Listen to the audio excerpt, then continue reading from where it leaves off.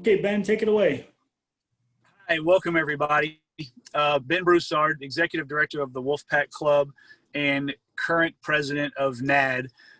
Forgive me guys for joining you from the front seat of my truck, but this little guy right here has got some school to do, plus a doctor's appointment that I got to get him to in a little while. I wanted to welcome everybody and give you just a brief few words about why we're here today. When I took over as the president of NAADD, one of the things that I tasked the executive committee with was helping me identify some folks in our business, some of our Black colleagues that would be helpful in getting some dialogue together to help us come up with some solutions, some honest conversation and dialogue about what it's like to be Black in our profession today. So by that said, I want to say just a couple things, and I'm going to turn this thing over to our colleagues. We're here today to shed light on something that has been underserved in NAADD for far too long. We will begin by having a real dialogue about the experiences of our Black colleagues. What we're currently witnessing is a movement that requires participation. It requires participation from everybody if we're to properly address the racial and social injustices that we're dealing with today. Our panelists have been asked that we don't spend a lot of time on the struggle and apologies. Instead, they've built an outline for a conversation about tangible solutions, experiences navigating a work environment where they are still in the minority. As fundraisers, it's our job, personally, to build impactful and sustainable relationships. I'm here to show my support for change and ask today that you listen and ask questions. But when this panel is over, think about all of your relationship with donors and colleagues and events, even student athletes. How can this community show up and be held accountable for such overdue change? We can make an impact here. This is what's important to me as the president of NAADD today, that we use this time and this opportunity to make a tangible change, to come up with a plan on what we can do to help out our colleagues, to make this industry better, to make our world better. And so with all of that being said, I'm going to turn it over to Jacquie. She's got some things to say. Grant, Kelly's got a few things to say, and then we're going to get going for a good dialogue today. Thank you guys all for joining us. Have a great one. Great, thanks, Ben. And good afternoon and welcome to our 275 plus NAADD members that are joining us today. I can't thank you enough for your dedicated support of NAADD and our community. Again, my name is Grant Kelly. I'm the Senior Associate Director of Athletics at Johns Hopkins University. This is my second year serving as a member of the NAADD executive team, and I'm proud to lead our digital efforts this year. I just wanted to give a big shout out and thank you to our committee members for putting together this series. And I want to sincerely, from the bottom of my heart, thank the 14 members of our NAADD Diversity Working Group for their insight and guidance through this process. As an organization, we believe and stand by equal opportunity for all, and educating our membership while being allies is our very first step.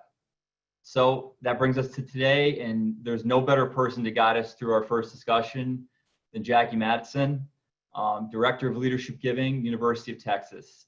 Jacquie has been with the Longhorn Foundation since October of 2015, serving as a frontline fundraiser since August 2018. She oversees the Longhorns Foundation Annual Giving Society, the Delestad's leadership team. Prior to UT, Jacquie began working in collegiate athletics at the University of Washington in event management, a native of Hood River, Oregon, and she's now a proud Longhorn. And last but not least, Jacquie loves the color pink and any type of animal print. I promised I wouldn't say it, but we got to keep this fun.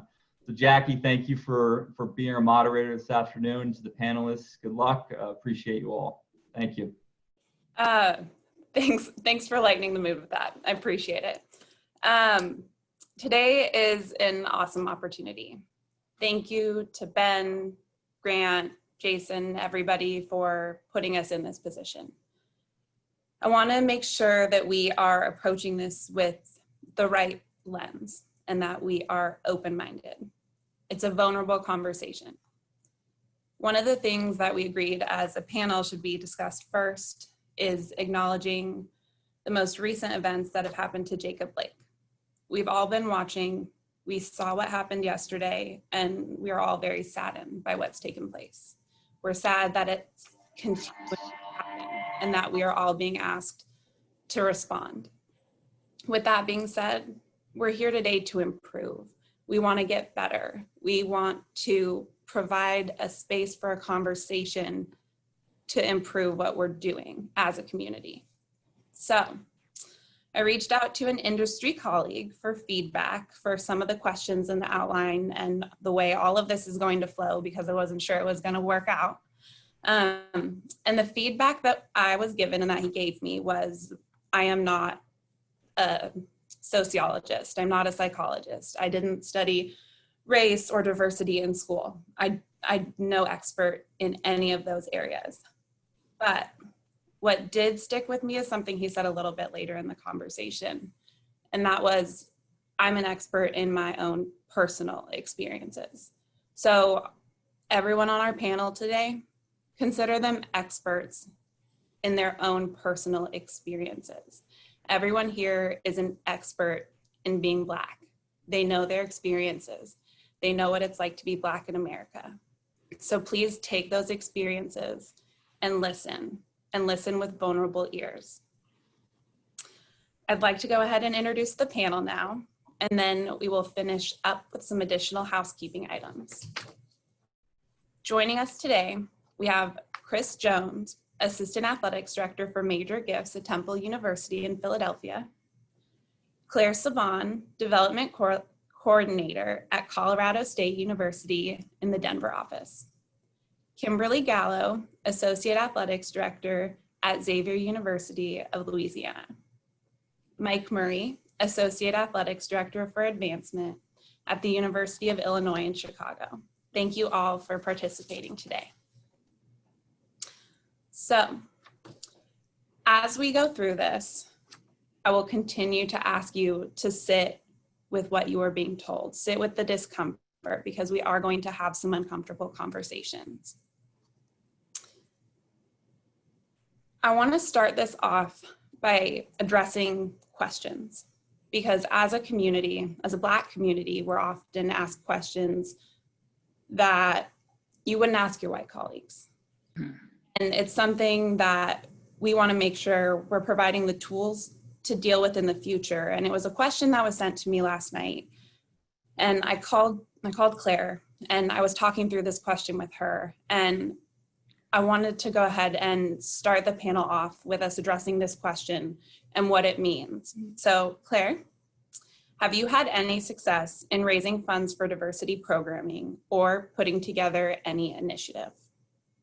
Well, thank you, Jackie, for being our moderator for today. And I really did enjoy our conversation once you brought this question to me, because I think it's one that as a Black colleague and a Black professional constantly gets pinpointed at myself or other people of color as the problem solver for diversity programs and how to fix those problems, and essentially taking our experiences as the answer key to how they can better fundraise, better program, or even create a better working environment. And I think to start off with this question and our conversation as well, was to set the tone of, we are not here to answer the problems of your diversity programming. Though our insights and our experiences contribute to what we would, say like, this is, probably a good idea or a bad idea in a general sense. We all individually have a different experience of what our Blackness looks like and what our professional experience looks like as well. So it's not one mold. And I would recommend that if a question of that is one that people are looking to be solved within this panel, I would recommend them reading Engaging Diverse Communities by Mary Gasman and Nelson Bowman. It talks specifically about culture and how different communities of color look at philanthropic giving from a cultural basis. And the one key item that I wanted to bring light to as being a Black person and a Black woman was how they relate to how we look at philanthropic giving. And they take it as basic and simple down to, when you're at your family cookout and you have that one cousin that, had a rough past and you hand them $20 to $25. To most, that's just like, I'm just giving my cousin some bread for the time being. But on a community level, that's for us what it looks like community. Maybe not for all families, it may look different. It may look like everyone chipping in for that one family member who has like 4.0 GPA and everybody pitches in to send them to college. These are examples that are looked at in this book for you to understand better culturally what it looks like to be a philanthropist as a person of color and within that community. And I really want to harp that if that is not enough research or insight for you to answer that question, then know that that is the starting point of education and culture that some may need to do to really infiltrate change when they're talking about diversity and programming. Thank you, Claire. We have emphasized as we built the programming that we are not here to share more tragedies and more heartbreak. And we don't need more apologies. We want to progress and move forward and support NAADD in doing that. So to start us off, I've asked each of you to consider the next few questions because they require you to get a little bit vulnerable and to dig a little bit deeper into some areas that we don't often address as people, but specifically as people of color. So in preparation for this panel and your assumptions about your audience, knowing that the majority of collegiate fundraisers are likely white or identify that way, what have you done or changed to appeal to those watching or listening? We can go ahead and start with Chris, please. Thanks, Jackie. So not only for this presentation, but anytime I get dressed to go to work, for me, it's always been about appearance and how you present yourself. I was taught from a very young age, you never get a second chance to make a first impression. So with me, I'm always cognizant about, what I wear. And if you know me, have ever worked with me, for the most part, I'm going to be in a suit 95% of the time. I think is one of the most embarrassing things that a person can ever do, especially a minority, is to be at work and your boss or somebody comes to you and say, hey, come run with me over here and sit in on this meeting. And you may have on a pair of khakis and a polo. Even though that's okay, when everyone else around the table is suited and booted, you may feel as though, man, I should have had a suit on today. And a lot of people will have a sports coat in their office, just in case they can grab when they're having to go here and there. But, I've never really liked that concept because, maybe that sports coat may not match with what I'm wearing that day. So for me to just alleviate all of that, I'm always dressed. And another thing, in addition to that, I wear a beard, which is something that's not widely accepted in our profession. So I always make sure that I go out of my way to make sure that it's trimmed, is oiled, is well groomed, and not a hair is out of place. So I'm always cognizant of things of that sort. So that's how I would start that question off, Jacquie.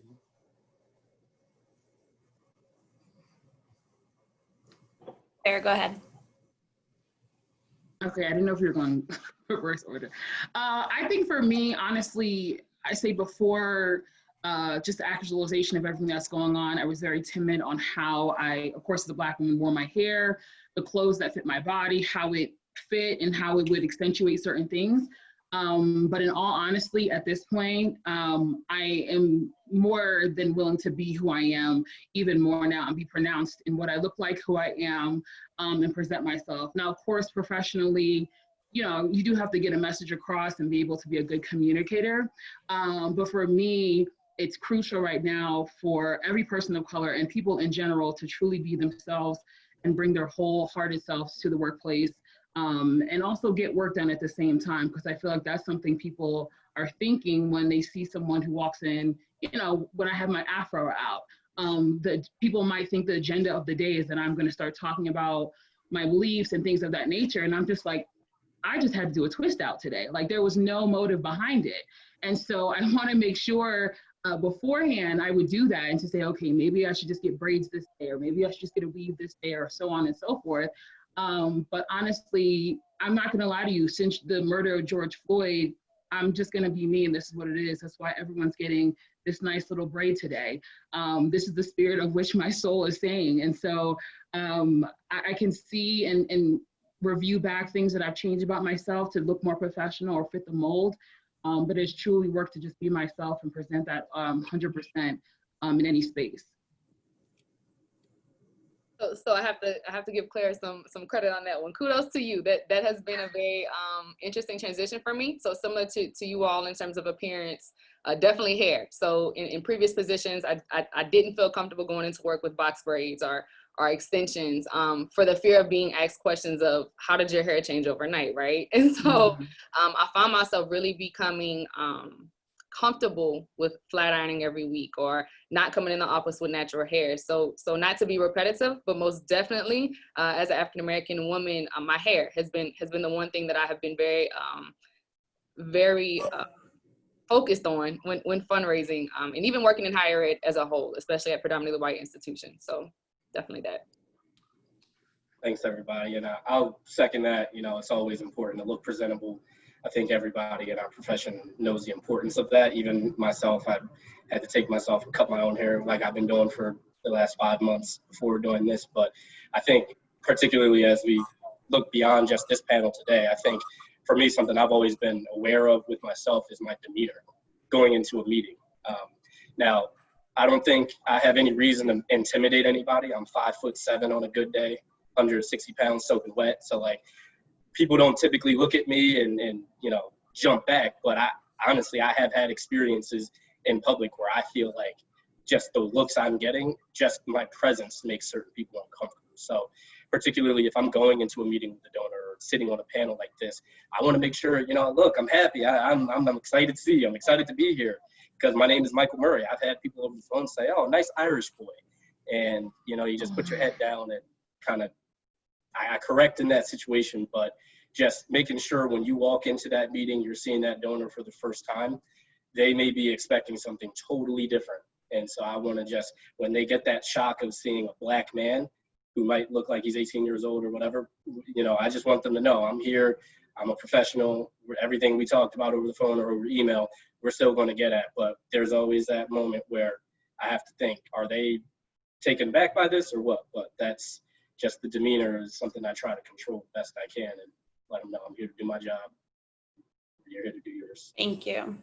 I'm gonna go back to you for this next one, but I think it's important to share the things that we focus on as people of color with our colleagues so that they can begin to understand the differences in the way we approach our work.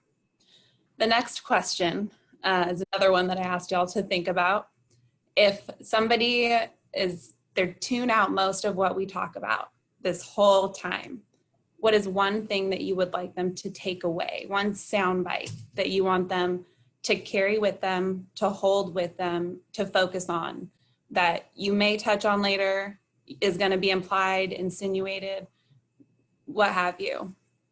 Mike? Yeah, I think the most important thing, and we may all say something along the lines of this, but everything that we're going to talk about today, our experiences and how we think people can help us through this is a microcosm of what we're experiencing in society right now. And it's what we've been experiencing for decades, for centuries as Black people in America. And we have to really, really be open and understanding of the fact that there are nuances to what we are experiencing based on the fact that we're fundraisers, we're in a relationship building business, and everything that we do just is going to be informed by the fact that we are Black. So I think I talk a lot with my friends and in my circles about how there's kind of, to me, prerequisites to this conversation. Like, we can't talk about breaking down some of the systemic oppression, and we'll talk a lot about that, and systemic racism. We can't break something down that's still being built up. So you have to wherever you're at, you got to just work on getting to the next place. So if you understand that there's issues we're dealing with in the country and our jobs, like, be there and then move to the next part of being an ally, and then move to the next part of being anti-racist. And I think we'll get to a little bit of that, but just understand that everything we're talking about are problems that are continuing to happen, have happened for centuries, decades, and we just want people to just take one little piece. And if, you know, like I said, if you understand the racism, then think about how you can work with people to get better and stop it. If you don't understand it, keep an open mind and try to figure out where we're coming from, and then just take something away from today. That was good. So my one takeaway would definitely be for those who are interested in existing in the athletic space, but also development, even if it's just university development, is don't minimize yourself and be a giant in what you're doing and what you're trying to do. I think sometimes we get caught up on the what ifs and we're not good enough and we're not this. And my mentor shared this with me several times is we have to own who we are, and we have to learn to be a giant and to exist and to understand that our experiences, similar to what Mike mentioned, are just that, it's our experiences. It isn't a solution per se, but it can put into perspective where we are and where we're hoping to get. So definitely be a giant. Thanks, Kim, for that. That was awesome. I think with heavy conversations like this, the one thing that I first want everyone to take away is the true joy it is in being Black, period. I think people think, oh, you guys must have it so hard and all these pressures. I'm like, no, there is an enormous joy of being Black. And so take that away first. And secondly, just realizing that our perspectives are valuable and they're not to be monetized or stolen, but to be added to teams and initiatives and things as a partner, as a teammate. Because I think people need to also realize how much of a social sacrifice we do have to make professionally, socially, to function, to feel safe, to feel comfort. And so first, joy; second, just our voices and perspectives, for sure.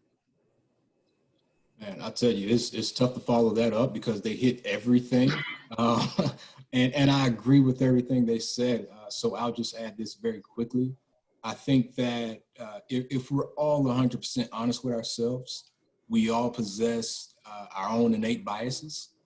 And the only way that we'll overcome those is by having conversations and spending time with people that may not look like you or people that may not see the world the same way as you. So for me, it's just having those conversations. And the webinar yesterday, I think Alan Green and Dr. Tillery did a good job of talking about that. And I think I even remember Alan saying, you know, yeah, we're exhausted. We're tired of having these conversations, but at the same time, you know, you have to continue having those conversations. So conversations are key. So I'll just leave it there.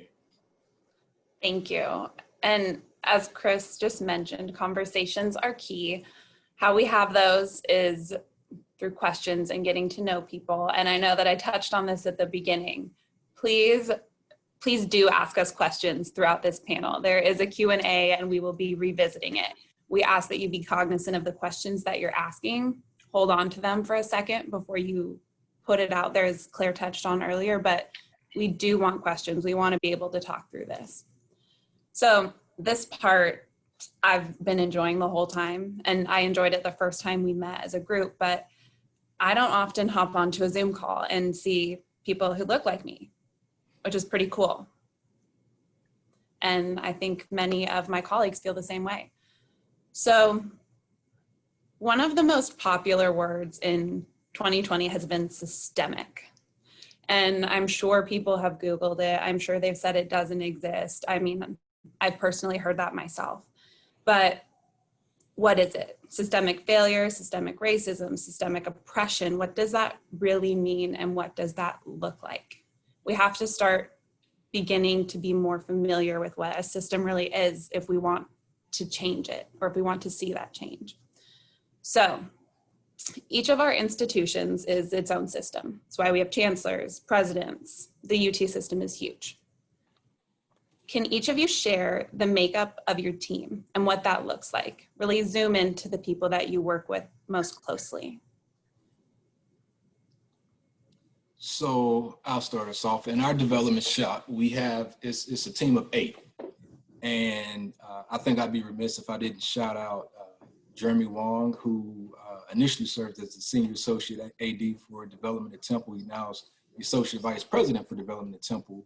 But out of that 8, I think he was responsible for hiring all of us except maybe 1.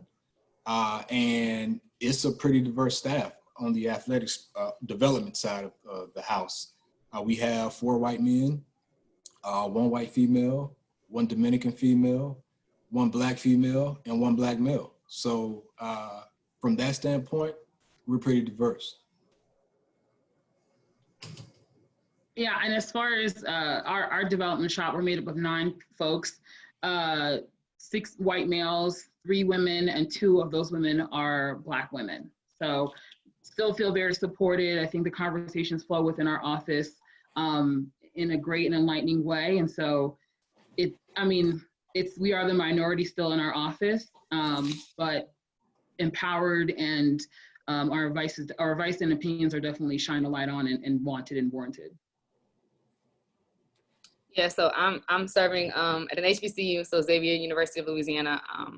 Our administrative staff, our senior staff consists of 4 individuals. 2 are male, 2 are men, 1 Black and 1 white, and then we have 2 senior women on the staff, and we're both Black women. So we're pretty diverse for the most part for a small staff that we have.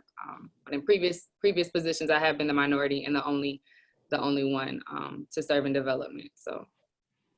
And here at UIC, we have a very small development shop. There's 3 of us, 2 heterosexual white men and myself. So if you look at the department as a whole, it is somewhat lacking in African-American diversity. There's an African-American female on the HR team and an African-American male on the academic advising team. But specifically in development, it's the 3 of us, myself and 2 white males.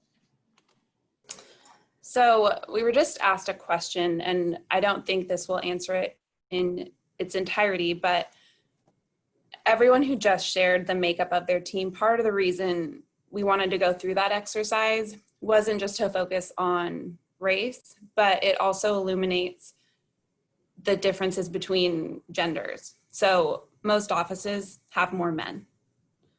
Most offices have more white people. It is another barrier to entry, is what that creates. We hire people who look like us. We work with people who look like us. We want that level of comfort. So as we work to break down some of these barriers, it's something that we need to be cognizant of. And I know that's not an answer, but I think it's a challenge, it's a problem, but we're not going to solve it unless we begin to discuss it. So we've dove into all of your offices, your working environment. Let's get to know each of you a little bit better. Can you share why you got into fundraising? And Mike, we'll start with you. Sure. I think what I've heard typically from people, especially in central advancement, is no one really went to college and expected that or wanted to jump right into development or advancement and fundraising. I even, for one, at Temple, I'm a Temple University grad, so shout out to Chris and everybody in Philly. But oh, wow. In our sport and recreation management program, which I think that school has done an incredible job. Before I got there and after, one of the experiences that they give you is a senior seminar class in the last semester, which really prepares you. It's like an organization that prepares you to get out into the real world and be in the business of sport, which is more about making connections, doing the work, as opposed to, it's not rocket science what we're doing. We don't need to study for 10 years to figure out what we're doing. So I actually wanted to do everything but be on the fundraising committee in that class. And so I kind of backed my way into it a little bit by taking what's probably commonly accepted as the job that has the most opportunity for a recent grad in ticket sales. And after about 10 months of realizing that that wasn't necessarily for me, on top of the commissions drying up as basketball season ended, I had an opportunity through the network that I had created to interview at the University of Pennsylvania for a job in their fundraising office, which at the time, you know, I was mostly just running away from something and looking for whatever was out there.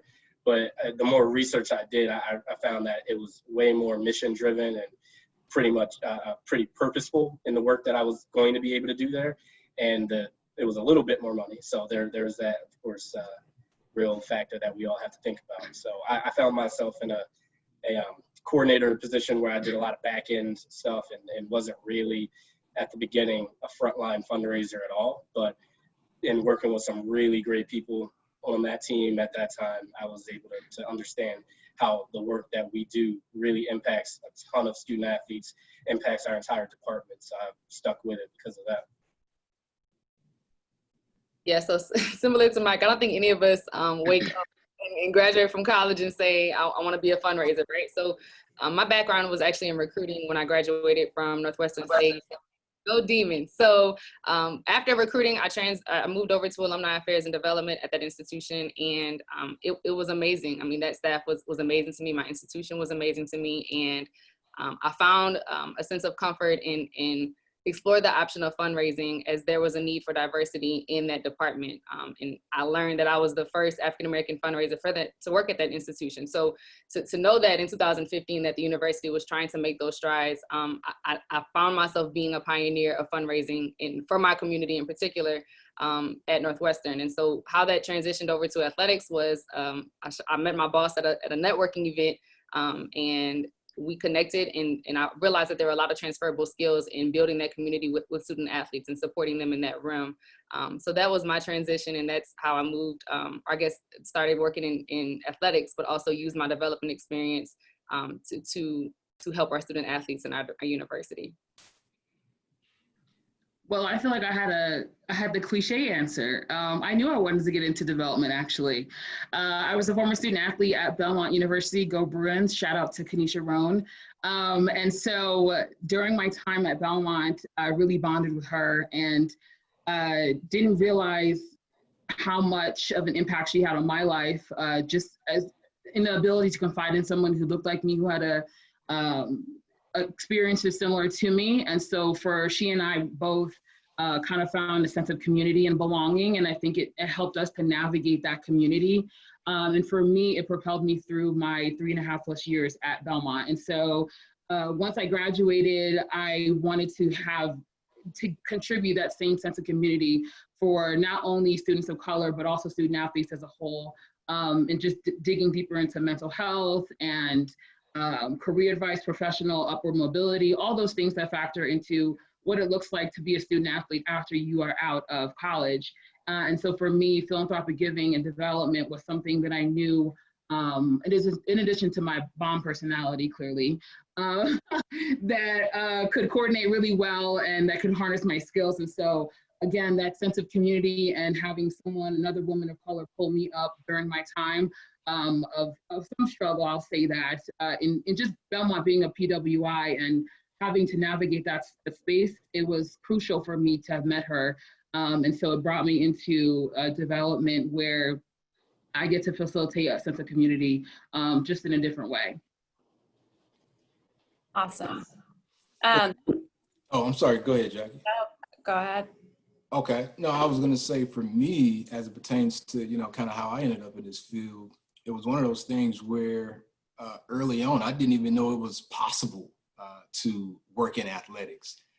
Growing up, I didn't know anybody that worked in college athletics. I mean, I had coaches in high school that, might have served as athletic directors on that level, but, I never knew anybody that did it on that level. So being around sports my entire life and having the opportunity to, have a stint of playing 1 year of college sports, kind of opened my eyes a little bit. Because even then, you see people working in the department, but you really have no interest in what they actually do at that time or know what they do. So for me, it wasn't until grad school was where I really got exposed to what actually goes on into running the actual department. And from there, started out with a graduate assistant position, and kind of just fell in love with development. I think for me, it was kind of a natural fit because I love talking with people and engaging with people. And, at that age, just getting into the field, knowing that I could go to lunch and go to dinner and go out and play golf and stuff like that. That was fun for me. So it's kind of just been a match made in heaven ever since. Chris, I'm going to say that you often find that it's mostly men that play golf, especially in development. That is true, but I've talked to a lot of women that have said, I'm going to go get golf lessons because I'm getting tired of having to stay in the office and not get invited to these golf tournaments and stuff like that, and being exposed to different donors and having those deeper conversations. So no, I think we're seeing a shift with women getting more engaged in golf. Well, Chris, I'm gonna challenge you to invite a woman to golf with you next time you go golfing instead of say no more. I like it. So I know that we said this is going to be a little bit uncomfortable. We're going to talk about different things. The next one we have has to do with first impressions. So we already talked about how everybody changes themselves a little bit as we enter a conversation, a panel, or as we prepare for a donor meeting. I didn't share mine because it was shared, but I cannot remember the last time I ever came to work with my hair natural. Keep it straight so much that people ask me if my hair is even curly. So as we are making a first impression, it's important. Race and gender are salient. These are the first two pieces of information we see that influence the impression that we make when meeting somebody for the first time. And our impression in fundraising is so important. I'm not sure if any of you participating or listening today are familiar with the 7-11 rule. I wasn't until I was looking up examples of the best way to convey this message. The 7-11 rule implies that it takes 7 seconds for a person to make 11 assumptions about you upon your first meeting.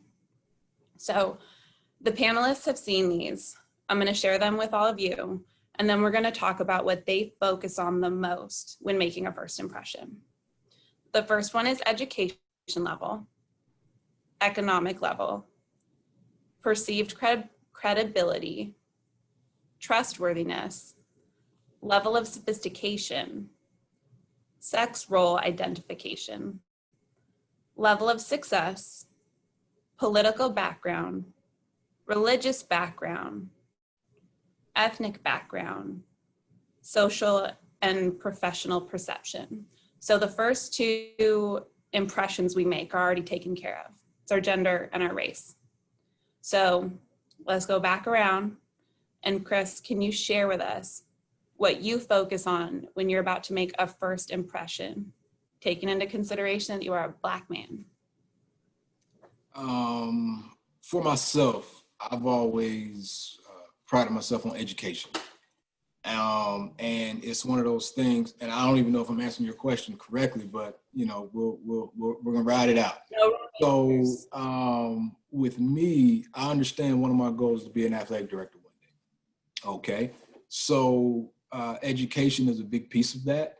And for me, I'm currently pursuing my doctorate right now, higher education administration. So the question is, you know, to be an AD, do you have to have your doctorate? No.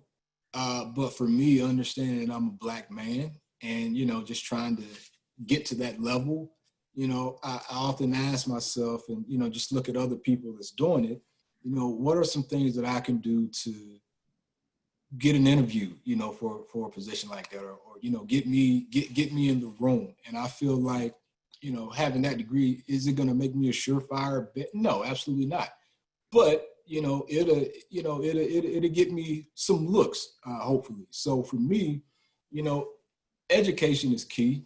And I think a lot of other Black people in development, and even athletics, period, are taking that extra step to, you know, get an advanced degree to help assist them in catapulting their career and advancing. Because, you know, a lot of us don't have the luxury of, you know, having someone that's just going to put us in a position to be successful. A lot of us, you know, kind of have to figure it out on our own, or, you know, you get those people in your life that'll help you out a little later on. But, you know, if you would have had that a lot earlier in your career, you know, just, or had been privy to certain information, you know, just how much further along could you have been in your career? So for me, education is real big. Jackie, for me, I took this question as a donor to donor meeting and that first initial reaction. And I think for me off the bat, the social and professional perception, and then secondly, the sex identification / role, and then literally everything that follows underneath there as well. I think in a donor meeting for me, there's just tiers of like, okay, when are we gonna talk about education, like Chris was saying? When are we gonna talk about how you trust me? I don't think one is exclusive or doesn't happen. I think it happens in little innuendos. And so all that apply in short. For me with donors, they're very always surprised at how articulate I am. And like you said, the 7-11 rule, and I can always bank on it that there's a moment of evaluation of either my African features or my hair or something. There's a moment of pause of analyzing. And they're always surprised to know that I don't match the description or what they would expect from the 5 minutes that they watched the East Compton Clovers from Bring It On. And so for me, just being ready for that moment and preparing myself has been something that like I didn't even realize I had to do until you really asked this question. And it's a little traumatic, and it's something that I feel like now I'm like, wait, but should I change that or should I keep it? And I've chosen to keep it and to keep moving on.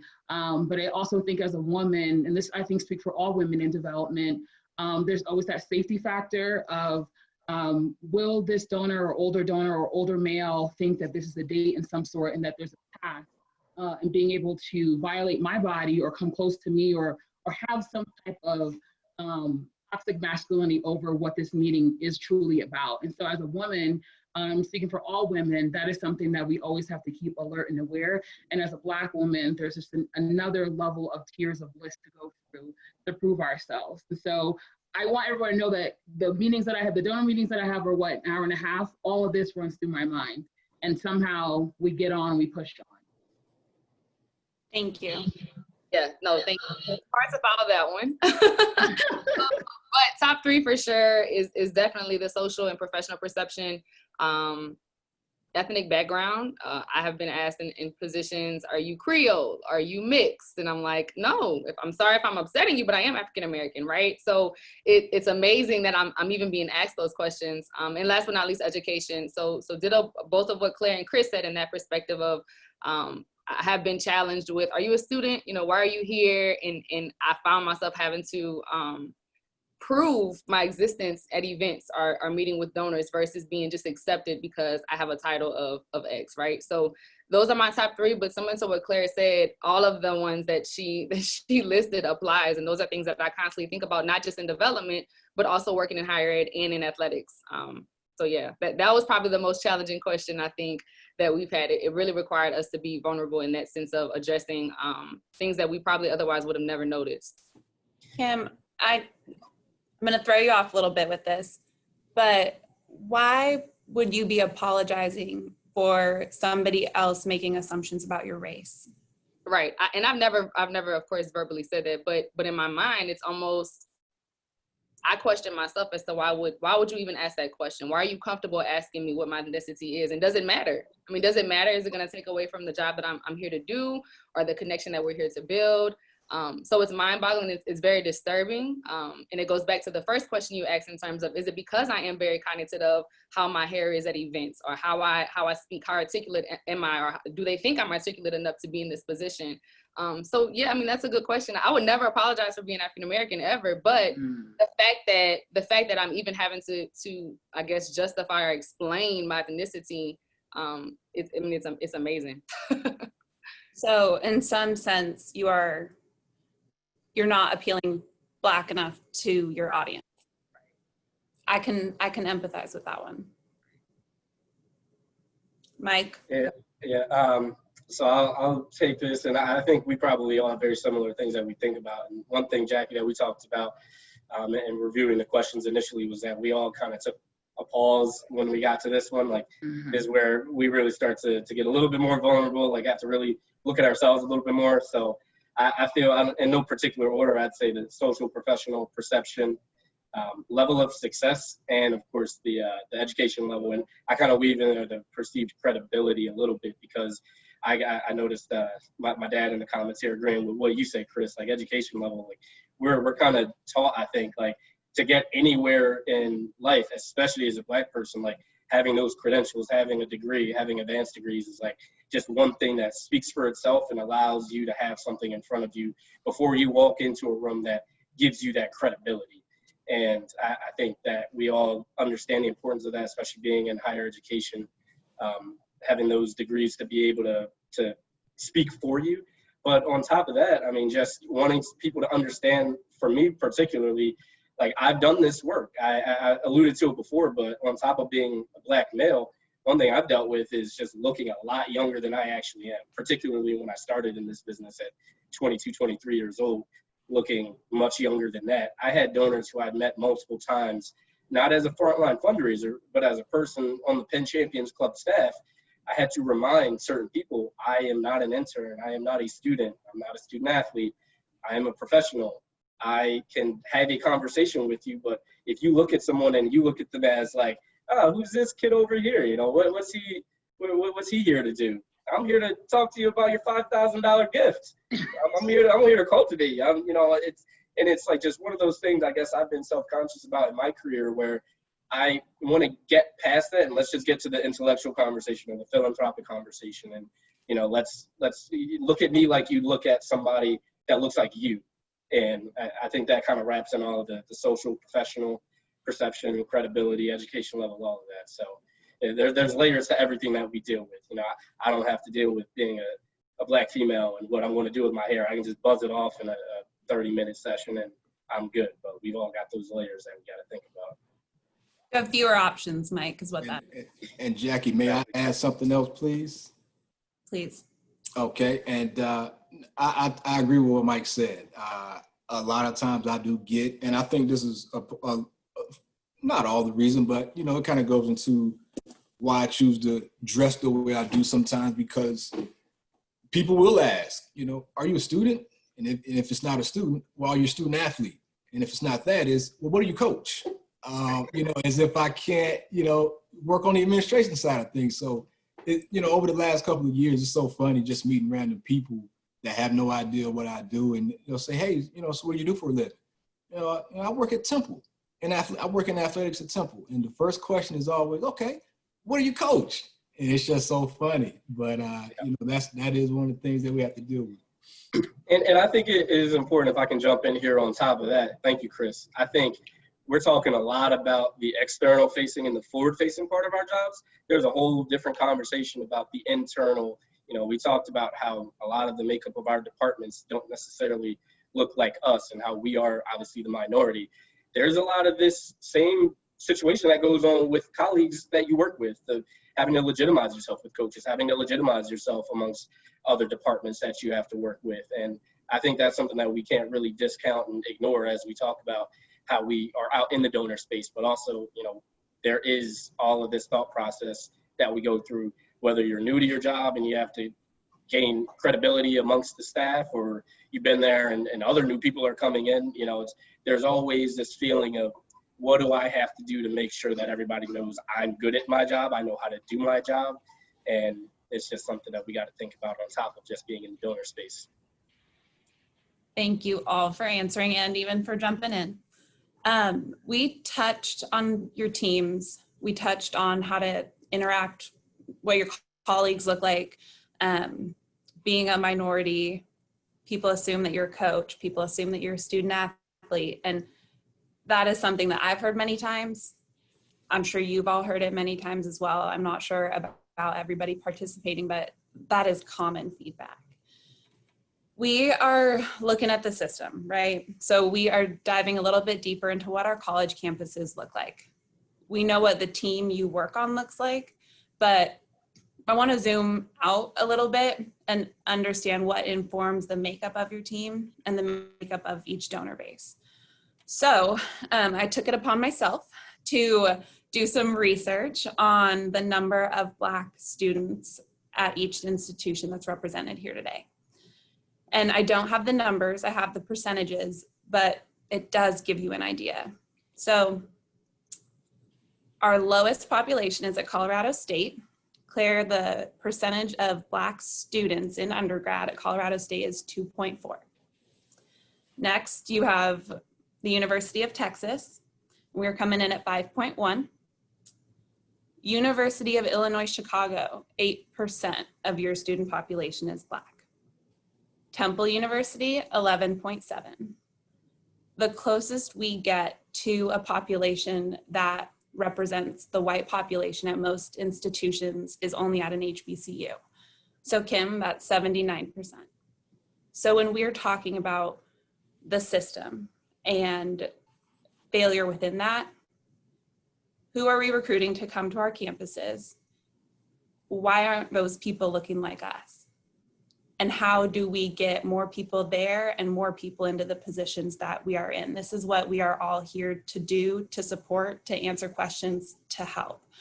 But when people say that there isn't failure and that the system is not broken, there aren't ways to make it better, it's just not true, because those numbers inform that. We can base it on statistics. There are studies done for a reason. So, our Black student athletes. This has been a very popular topic this year. And we are certainly not asking you to speak for them, but Claire and Mike, aside from amplifying what it is to be a minority, what does that information tell us about privilege? And what can we learn about our alumni bases that we work with? I think when we're talking about privilege in those settings, and still doing our jobs as well, it's the ability to tactfully engage to then lead to a conversation about money.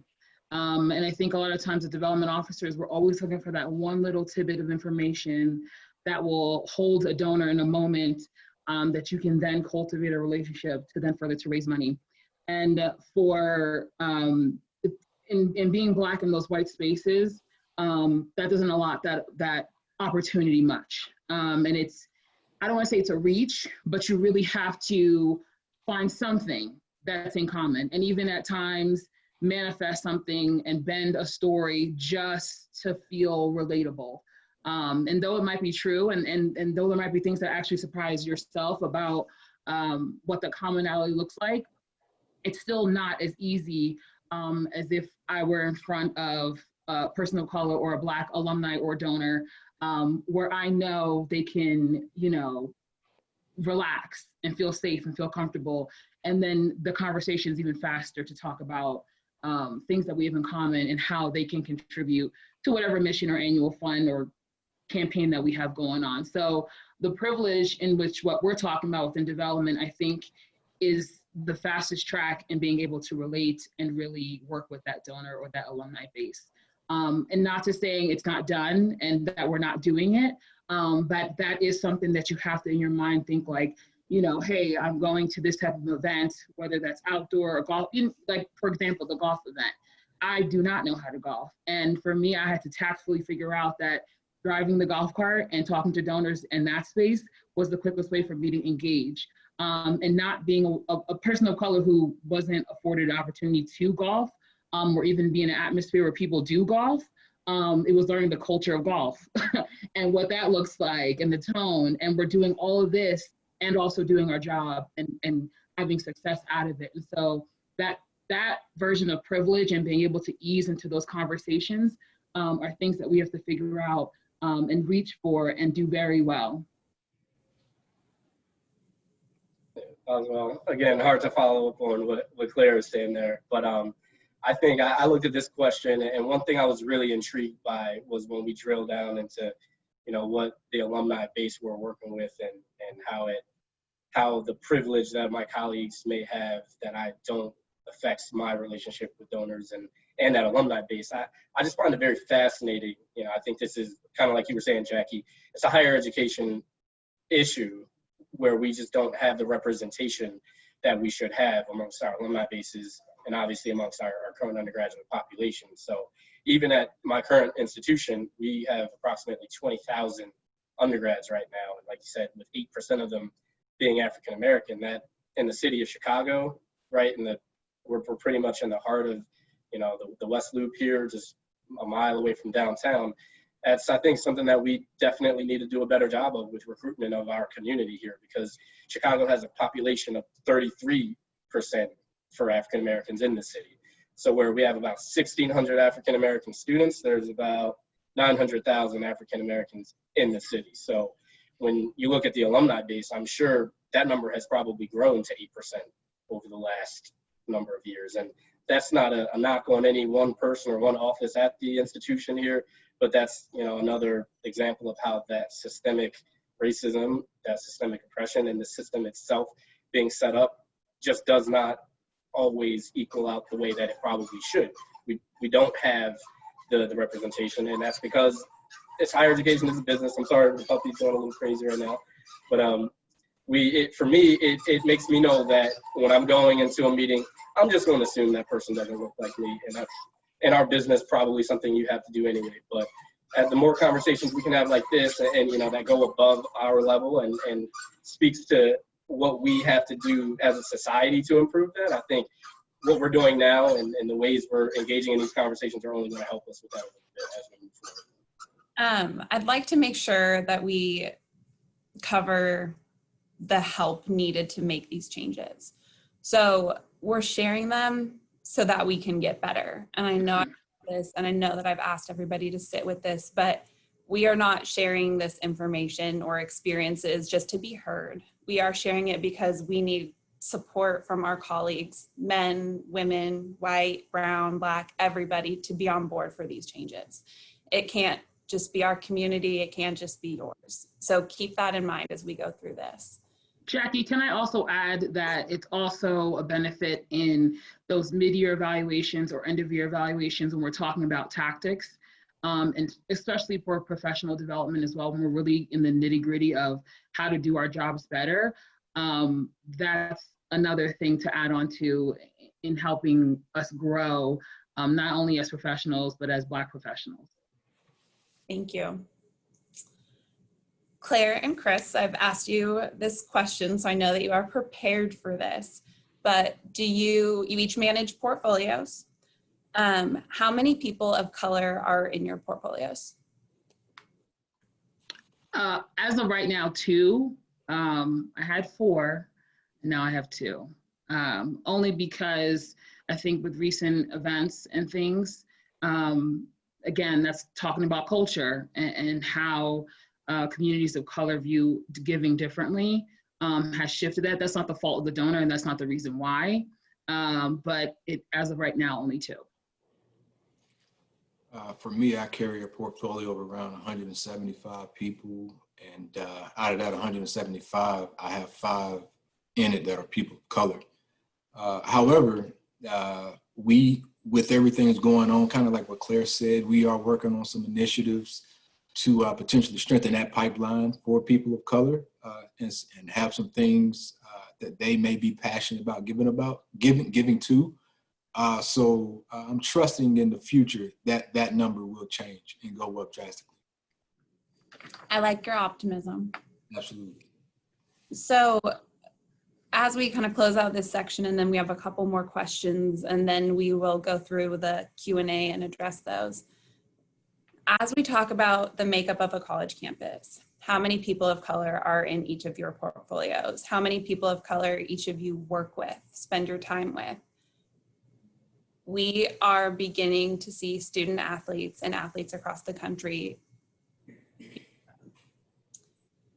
Based on the information that we have just shared and learned, what do you think is informing their decision to speak up?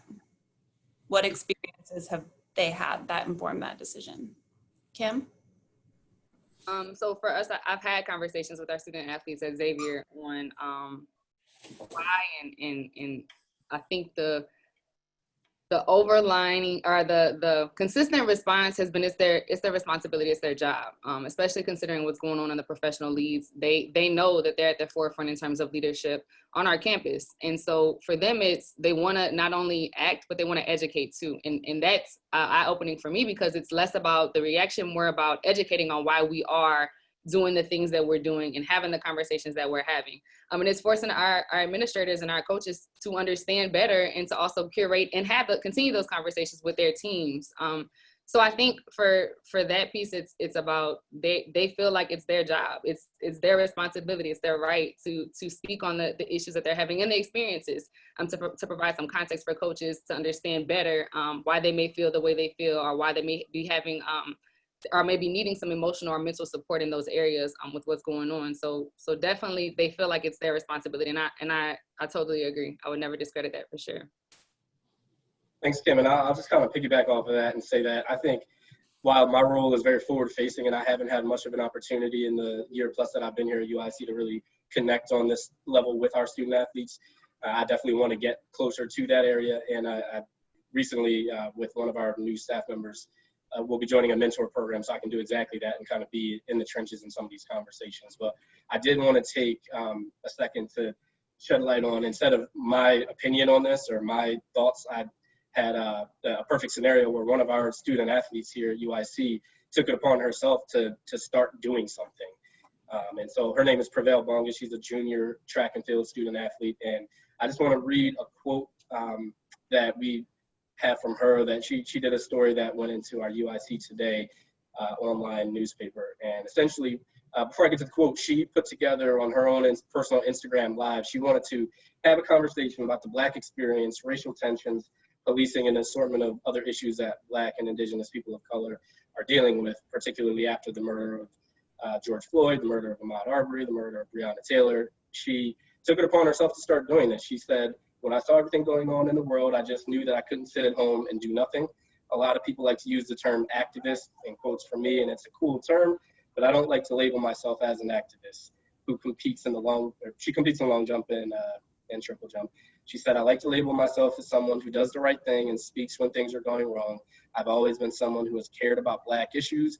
I've always fought for Black issues. So I think that kind of speaks directly to what Kim is saying, where she feels like she has to be the person to speak on this and has to be the person to bring it to light. And that's really how these issues have progressed in our country. When you look at the civil rights movement, it was African Americans leading the charge. And I think what a lot of us are feeling right now is just being exhausted, like we said, it's happening over and over and over again. It's not new, it's just history repeating itself. And while we and our student athletes feel like they have to be on the front lines and really be the ones to bring light to it all and change it, I think what we really want to get at, like we said with this conversation today, is how we have to move beyond that, because it's not us oppressing ourselves. It's not us doing these things that are keeping us down. We need our colleagues, we need donors to step up and understand what we're talking about. And so I think our student athletes, they're smarter than ever before, they're more connected than ever before, and they're using their platforms. And I think it's great. She got 70 people on an Instagram Live and then parlayed that into almost 5,000 people at a peaceful protest in her hometown in Downers Grove, Illinois. So, and even that, she rolled into working with a local organization that they raised almost $5,000 to provide to Black and Indigenous people of color between 18 and 24 years old. So that's one student athlete who did one thing on her own. No one told her to do it, no one asked her to do it, and it's having an impact here in our city. And I think it's a great story to share, and something that really sheds light on what our student athletes are doing beyond just being student athletes. And Mike, I want to emphasize something that you just said. She is doing it because she doesn't think anybody else is going to do the work. So for those of you out there who you may not feel like it's your place, there's room for everybody to help with this type of change. So this question is one that I struggled with presenting to this group, but it's also one that I don't feel like we would, or should avoid. Wouldn't be. So as we talk about what our student athletes are doing on college campuses across the country, our student athletes of all colors, their voice is being amplified, they're speaking, and people are hearing them, they're receiving that information in many different ways. Our students are engaging in conversations that didn't end 40 plus years ago when Jim Crow was ended. These conversations and these problems have been going on, and they are stepping up and they are talking about them. The platform for a student athlete in 2020 is probably greater than that of every person logged into this Zoom call collectively. Just think about your quarterback MVP. They have a voice and they are going to use it. May 25th was an unforgettable day in our country. In many ways, and for many of us, it feels like we are living and working in an era that can be defined as before the murder of George Floyd and after. As a minority, a person of color, what do you see on campus and in your system? What's your experience? And we're going to start with Claire. As far as the issue, I've honestly felt more supported than any place I've ever been. And so that empowered me to, like I said before, live unapologetically. And I think that is what we're also seeing in our student athletes. And we're seeing so many student leaders step up. And on the other side of even the alumni side, because I am in the Denver office, and so I don't have a lot of interaction with student athletes, But I do have interactions with young alums and recent student athletes as well that are a little bit removed, but still passionate about being a Ram.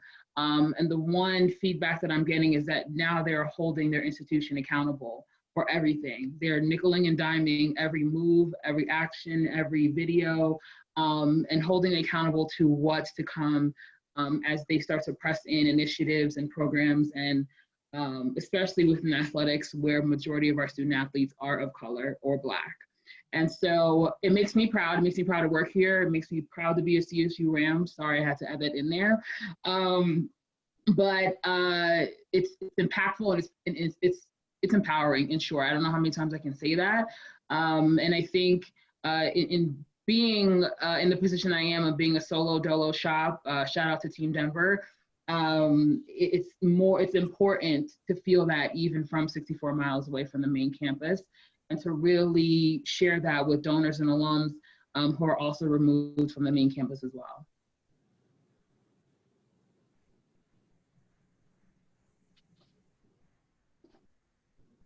My turn. Sorry. So for us at Xavier, it's built in our mission at the university to ensure that we are preparing students of leadership roles in civic engagement, right? So for us, I've witnessed primarily with student athletes, but also with just the campus, is the students want to be in the trenches. They want to be a part of these conversations. They want to be a part of the community initiatives. And it's not just on our campus, it's in New Orleans as a whole. And so it brings me joy to see that, again, I mentioned this before, they're not only wanting to educate, but they're wanting to act upon it. And I think for us, it brings, like I said, it forces us to really educate ourselves better so we can be better leaders from the coach's perspective and the administrative perspective, and ensure that we're providing them with adequate resources, but also the support mentally, especially to push them through this time while being in school, being a student athlete, and having all these different things going on. So we're seeing, we have a sense of hope. I have a sense of hope about my institution, and it's our job to instill that into our students as well. So that's what we're seeing across the campus, and especially in athletics at Xavier. Thank you.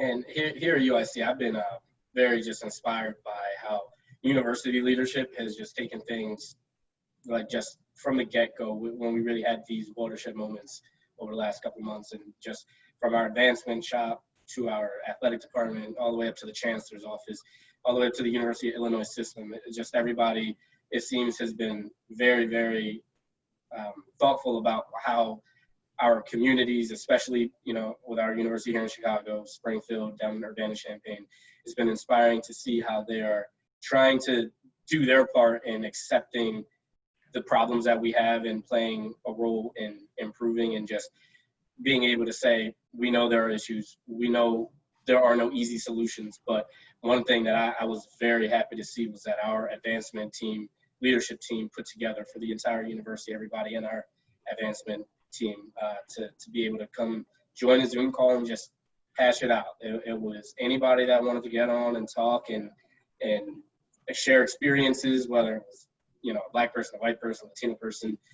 That was something that our university did for us as staff members, and I think that's going to trickle down and inform how we're able to provide a safe space for all of our student athletes, for our students on campus, because it's something that, you know, one person can start it, but we need the power structure. We need the people in positions of power to be able to step in and say, this is what we're going to do. Just like we're seeing with these, the NBA started kind of an avalanche on boycotts across different leagues. And the idea, I think people are starting to understand, is that it's not just a cool, like, we're going to sit down and hang out because of this. This is what we're going to do. We're going to try to cause economic impact somewhere where it finally gets to the people that need to understand and the people that have the power to change. So I'm very inspired by what the University of Illinois system is doing, especially what UIC leadership has done, Go Flames. So I'm very just happy about some of the things that have happened, and I hope it continues to progress and move beyond just some of the things that have already happened. Thank you. So a couple things for me. I think that with back in May with George Floyd and that entire situation, I think what for me and what I've seen, I think what really separates that incident from several of the others, because there have been several, I think that instance has I've seen more people that don't look like me out fighting for justice and, you know, really seeing the inequalities that, you know, we're dealing with on a daily basis. So, you know, for me, that leads me to be hopeful, because, you know, it makes me feel good when I see other ethnicities, you know, out protesting and holding signs and things of that sort. Because, I mean, to me, that shows that, okay, now they're getting it. Okay, so slowly but surely, I think there's been a shift. I think Temple has done a great job with allowing our student athletes the opportunity to, you know, truly express how they feel. They created their own social justice group, Owls for Justice, and, you know, they came up with their own mission statement. I was a part of a march with them back in May. They marched from campus all the way to City Hall. They've had a lot of stuff going on over the last couple of months, and I think even last week they had a voter information event. So, you know, everybody's registered to vote and things like that. And in a couple of days, they'll be going to Washington, D.C. So I think on the athletic side, they've been doing a great job with supporting them and hearing them and allowing them to express how they truly feel. But also on the institutional advancement side, I think they've been listening to, you know, some concerns and things that people have. And there's been a lot of conversations, a lot of meetings. And like I said, slowly but surely, there seems to be a shift. And, you know, we can just hope for the best. But I think they both done a great job in empathizing with what our student athletes and staff have been dealing with for years now. I love how positive each of the responses from all of you have been. I do want us and everybody listening to reflect on what it took to get here, because that is truly heartbreaking. So it's positive, and it is a fight that has started long before any of us were here. But it is nice to hear that positive things are happening as a result of it. A question that is in the chat, but it's also one that we have planned on covering, is what does an ally look like to you? So what are the behaviors of an ally? How does somebody make you feel supported? And I'm gonna go ahead and answer this one first, sorry y'all. But I called a friend this morning, and she's brown, she's not black, and she works for the NBA. And I saw everything that happened last night, and I called her because I knew we were having this panel, and obviously that's top of mind. And I wanted to hear about her experience, and I wanted to get some feedback from her. And she said she doesn't know what to do, but she wanted to provide that feedback, and she made herself available to me. And one thing she emphasized is, as an ally, what exactly is it that you are supposed to do? And I told her, you're supposed to answer the phone at 7 o'clock in the morning when I call you and wake you up to talk through these issues.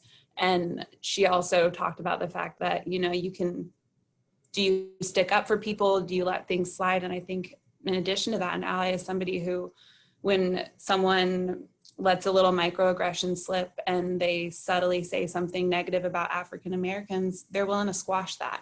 And I know that she is a person who does that, and she gets the gut feeling. So for me, an ally is somebody that I don't have to ask to stick up for me. They will take the time to get to know me and to listen and be vulnerable, and they can do it on their own. No, I totally agree with that. And I'll share a very quick story. My mom works in a medical facility, and I was talking with her a couple of weeks or so ago, and she was sharing with me a story that happened kind of in the waiting room area. And she said it was probably about 10 white people in the waiting area. And this was around the time where a lot of the student athletes were talking about not playing and sitting season out, things of that sort. And they were just talking about how they're not watching college football anymore, and it's a shame what's going on. People have been so disrespectful and not knowing their place. And then the whole conversation just shifted to being very political. and some things were said that probably shouldn't have been, well, no, not probably, that absolutely should not have been said. And after they got done, a white lady came to my mom and she said, I just want to apologize to you for what you heard from those guys. And, my mom said, and I thanked her for coming to, apologize for me. And I told my mom, I said, yeah, that's cool, but it would have meant much more had she said something to those people, had she voiced that, if she would have shared those same sentiments that she shared with my mom about how she was offended and she didn't appreciate hearing that, if she would have shared that with them, that would have been much more meaningful. And I think that's kind of, like you said, that's what being an ally is about. Correcting your people, speaking well and taking up for others that may not look like you when they're not around or in their presence. So.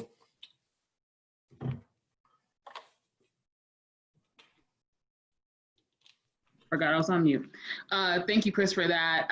Again, sorry I have a two-part answer for that because Chris just sparked like a little fire in me. I think there's a two-part thing for that is, one, don't walk around saying you're an ally, because I think now people are branding themselves as such, and that's not equivalent to being an ally, one. Two, I would say that an ally to me is somebody who consistently breaks their convenience of their privilege. And what I mean by that is when you are in spaces and you have friends who are either saying racist things, racist jokes, and there's not a person of color in the room, or there's not a Black person to have that awkward look or feel uneasy, that's when you need to step up and say something, when nobody is around who would be offended. And I always use as one example of, when people are out, either golfing, or I hate to say golfing again, but golfing, or fishing, or you went out to a concert or something, and it's just you and your cohorts and your friends, and a racist joke is made or a racist comment, that's the moment to say something and not want credit or validation from a brown or Black person saying, hey, did you see me be an ally in that moment? That's the work you have to do when nobody is in the room to be offended. And for me, I don't need to see it, I don't need to hear it, but I know that people that I've seen who do that, they start to observe events and scenarios in life a little bit different, because they see those microaggressions and how they affect people of color, even if a comment isn't made in front of their face or at a meeting of such. And so breaking the convenience for me is someone who's an ally in my book.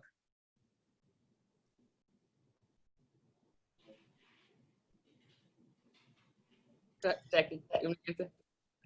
Okay, so my apologies, my Wi-Fi went out. We're dealing with some weather here in New Orleans. But an ally for me is someone who can listen. And this may have been said before, but I've been told before when having these conversations, I understand, by a white colleague. And here's the thing, you don't understand. You'll never understand. And so I appreciate the conversation that we had, but less talking, more listening, and understanding that there are things that you will never understand, point blank. But the fact that we can have this conversation, I appreciate you for that. And I deem it as an ally in my book. And so similar to Chris, I had a conversation with a former colleague about, she was asking what can she do to better understand or to better educate herself. And I challenged her to watch When They See Us on Netflix. And I kid you not, she could not finish part 1. And I said, but you finish it. Like, I want you to see, I want you to visualize and conceptualize what we're dealing with day by day, week by week, month by month, century by century. So, it's being able to sit in uncomfortable positions as an ally and watch these things and read these things and not just see what's on the news and media. Challenge yourself to read a book that talks about social injustices or racism, so you can better understand how to serve different populations in development, but to also be a better colleague and a friend in higher education, not just athletics and not just development. So that's my thing is listening, is being able to listen. Yeah, thanks, Kevin. And I'll be quick. I think you guys all hit it on the nose. But I think just to really put it into a small sentence here is actions speak louder than words. We've all heard that. Hopefully we can live by that in different areas of our lives. But being, like Claire was saying, it's not putting something on your Instagram page and waving a flag or going out after a riot or something and taking a broom and a picture of you cleaning up. Like, that's not an ally. An ally is somebody that takes action in the moment just like Chris was alluding to, and just says, you know, hey, it's nice for someone to come and support after the fact and say, I didn't like that, but how much more impactful is it for somebody to, in that moment, that doesn't look like me, that looks like the person that may be offending or doing something wrong, and saying, hey, stop, this is wrong, think about what you're doing. And, you know, an ally is somebody that's not going to say there's good people on both sides of some issue. You know, there's an ally is somebody that's going to say, I see what's wrong here. And to be able to do that, you got to educate yourself. And I think Kim had a good, I didn't catch what you said. Maybe we can throw these in the chat. I know people wanted to know what book you were talking about, Claire, but yeah, When They See Us, a great Netflix show. 13th, a great show that I think if you're curious about what I meant by prerequisite before, like watch 13th on Netflix and you'll have the prerequisite course to what we're talking about down. You'll have educated yourself to a degree on some of the things we're dealing with as a society, and that's going to help you then be an ally in those situations. And it's tough, it's not easy, but that's just what needs to happen. Thank And you. that book was Engaging Diverse College Alumni, just for everyone. And that, Can you put it in the, yeah. Can you just type it in the chat? Because we've had a couple people ask about it. Thank you all for sitting with us. And I know that there are a lot of questions and we are not going to be able to get to all of them, but I do believe we've touched on a lot of the topics. But one of the questions we haven't, and I want to bring up is, and this is to all of the panelists, so whoever would like to respond to this, how do you handle uncomfortable moments or even microaggressions when they arise in donor meetings or amongst colleagues? I'll start it off. That's a tough one, but I'll put it simply as this. I think you have to be strategic with picking your battles, because if you address every single one, you'll be fighting all day long. So be strategic about the ones that you choose to address. But I'll also say this at the same token. You know, we are in higher education. So one of the things we should pride ourselves on is educating people. So, you know, look at it as an educational opportunity, because sometimes they may just not know. And I think if you have that attitude and, you know, you can have a conversation and just say, hey, you know, about that, you know, this is how that made me feel. I didn't appreciate that. I think that'll go over well, and just use it as an educational opportunity. But again, just try to be strategic about those. And I think what also needs to be said in that same sentence is also checking if that's a trigger or not. Because though you might have an intelligent response to educate and to listen as well, sometimes triggers mask your response or mask how you can get that message across. So I would wholeheartedly urge you to figure out what those triggers are, sit in that moment when it's said, and decipher in that moment if you can say something or if you need to heal from it, and then write a follow-up email or even report that alumni or that person. I'm like just being frank, because I think those moments happen so often, and even in the questions that we've been asked, that we forget things even happen because we've been able to work through them. And so there's a little bit of mental health work we also have to do, but I think that will spur growth, and then be able to step up, like Chris said, and educate people in those moments, because they're tense. As much as they're uncomfortable for everybody else, they're triggering and traumatic for us. So I think we have time for one more question, and I'm going to read this one off and you'll take it away. I've been told that as a minority working in development has a certain level of selling your soul to the devil, meaning that you or there may be things you have to overlook to land the gift. What are your thoughts, and have you ever experienced this? I think you only sell your soul if you don't know yourself to come in with, like what you're coming in with, to be honest. I think a lot of people, and I saw someone wrote about imposter syndrome. If you're not walking into a development space or fundraising space, like concrete, because you know you're gonna get no's or this controversy or this person, there's so many factors when it comes to fundraising that you have to be able to bounce back. And that essentially needs a strong, solid person. And so the whole selling your soul, like, whew, okay. But I definitely think you need to come in here rock solid and know your identity, because like we've been all saying, you're going to get questions, rightfully so, as a fundraiser, because they're going to know, where's my money going and how can I trust you with it? And so you have to be a trustworthy person, not only as a development person, but as a person internally. And so if you're selling your soul, or if you feel that people are selling their souls to be in this profession, they probably shouldn't be in here, or they're probably struggling to maintain this level of professionalism because it's just not them. Because people want to have authentic people handling their money. And so, yikes. But, and also I want to give Mike the tambourine clap, but what he said earlier, it was so spot on. So kudos. Yeah, and I'll like take that one quickly too. Like Claire, you nailed it again, but I think this business is a relationship building business. And at the end of the day, if you find yourself in a position where you're having to do something that is not truly you to land a gift, then you have to, like she said, really think about where you're at, because you should, if we're talking about a major gift or we're talking about an annual fund gift, you should have a relationship with that person where they know who you are. If they feel comfortable doing things or putting you in a position that you shouldn't be in, something went wrong along the way before you got there. I don't think there's any soul selling or anything like that. We have to deal with the microaggressions, maybe sometimes macroaggressions, but in a relationship building business, if you have a relationship with the donor, that it's not just going to go off the rails randomly in the 11th hour. There's build up that you have to manage yourself, and that's the art and science of what we do. So I think it's definitely possible to succeed in this business if you are not a white person, if you're a person of color. And it's definitely, you can find yourself in some uncomfortable situations like with these things that we've talked about, but there's definitely, I don't think it has to get to that point. No.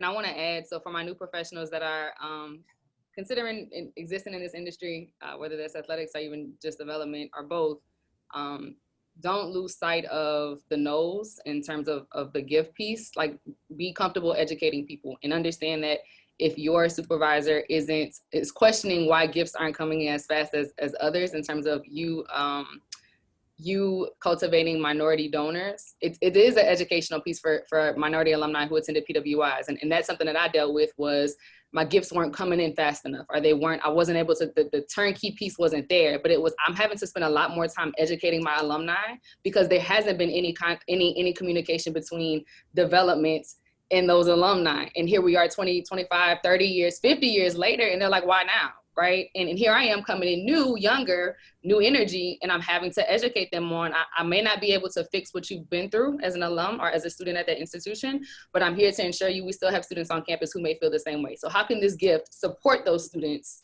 and ensure that they're being supported in their spaces, in making that connection? And it's not easy. It's not easy. Absolutely. I think Grant is about to jump back in, but I want to I'm sorry we weren't able to get to all of the questions. I do appreciate all of our panelists. Thank you for joining us for this conversation today. Yeah, thanks again. A huge heartfelt thanks to Jackie, Claire, Chris, Mike, and Kim for pouring your hearts out today into this discussion. Ben for kicking us off, and a huge thanks to Jason and Dana as well from our NAADD leadership for putting on a great show today. What's next? So 2 weeks from today, we're going to pick this back up with the topic of racism in the donor space. So I hope everyone that attended today will hopefully join us for 2 weeks. And, thanks again to the NAADD community for making this a great day. Thanks all. Have a good evening. Thank you, everybody.